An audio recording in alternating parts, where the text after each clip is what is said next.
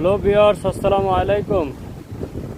আজকে আমি বাংলাদেশের বাইরের উদ্দেশ্যে বলবো, যারা মধ্যপ্রাচ্যের দেশগুলির সম্বন্ধে গরমের সম্বন্ধে ধারণা নাই তাদের বিষয়ে বলবো।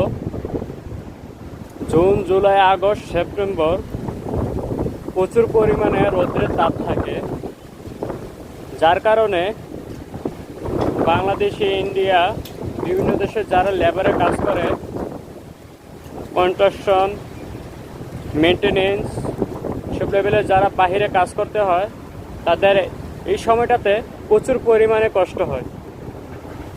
কারণ এখানকার বাতাসগুলো প্রচুর পরিমাণে রৌদ্রের তাপ এসে আসে। কারণ এই মধ্যপ্রাচ্যের দেশগুলি উত্তপ্ত মরুভূমির দেশ, এখানে প্রচুর পরিমাণে গাছপালা নাই। আমাদের বাংলাদেশে তো প্রচুর পরিমাণে গাছপালা, এখানে প্রচুর পরিমাণে গাছপালা দেখা যায় না, এবং কাজ করতে হয় উত্তপ্ত রৌদ্রের মাঝে। তাই বাংলাদেশি ভাইদের অনেক অনেক কষ্ট হয়, যা ভাবনার বাইরে।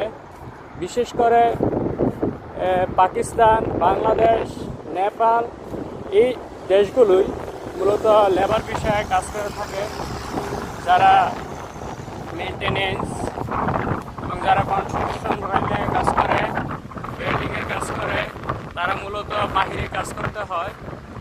আমি বলবো, বাহিরে যারা কাজ করে তারা প্রচুর পরিমাণে স্ট্রাগল করে, তারা প্রচুর পরিমাণে কষ্ট করতে হয়, তারপর তারা রেমিটেন্স পাঠায়।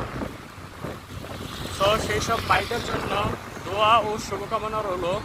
আরেকটি বিষয়, এইসব কোম্পানি যেগুলো আছে, তা ম্যাক্সিমাম কোম্পানি দিনের বেলা কাজ করা টোটালি এখন বন্ধ, রাত্রে তারা কাজ করতে হয়। আসসালামু আলাইকুম।